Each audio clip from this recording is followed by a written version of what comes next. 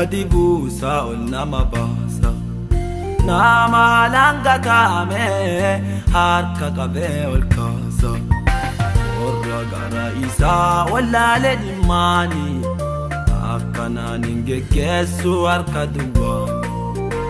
Warra gara isaa ol midhatee dhimmaani akkanaan hin geggeessu harka duwwaani.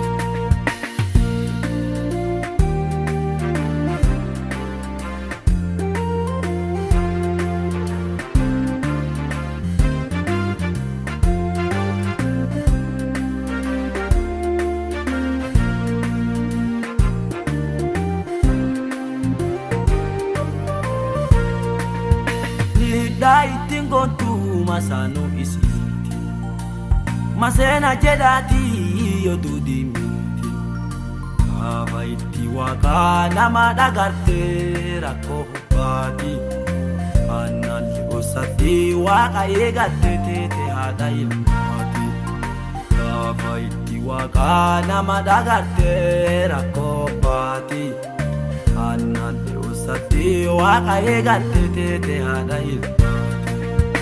Wadi gadi buusa ol nama baasa. Nama langatame harka qabee ol kaasa. Warra gara isaa wallaalee dhimmaani akkanaan hin geggeessu harka duwwaani. Warra gara isaa ol midhatee dhimmaani akkanaan hin geggeessu harka duwwaani.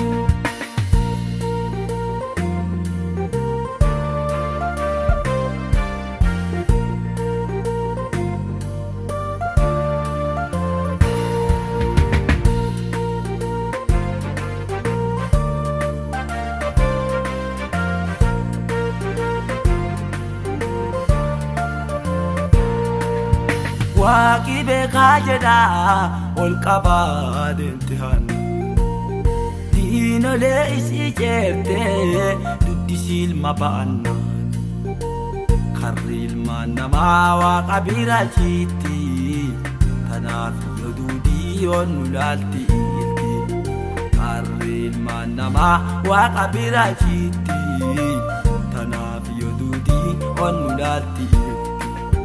Wadi gadi buusa ol nama baasa. Nama langatame harka qabee ol kaasa. Warra gara isaa wallaalee dhimmaani akkanaan hin geggeessu harka duwwaani. Warra gara isaa ol midhatee dhimmaani akkanaan hin geggeessu harka duwwaani.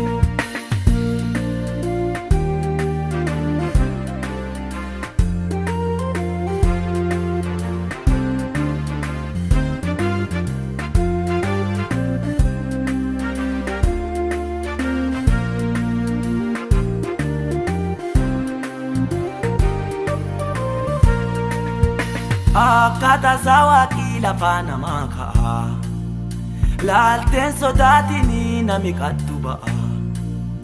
Waaqi gaaddisa foora ilmee namaati tanaaf abdii kutaatteen ka'in jalaati. Waaqi gaaddisa foora ilmee namaati tanaaf abdii kutaatteen ka'in jalaati. Waaqi gadi buusa ol nama baasa.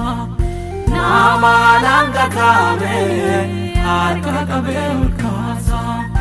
Warra gara isaa wallaalee dhimmaani akkanaan hin geggeessu harka duwwaani. Warra gara isaa ol midhatee dhimmaani akkanaan hin geggeessu harka duwwaani.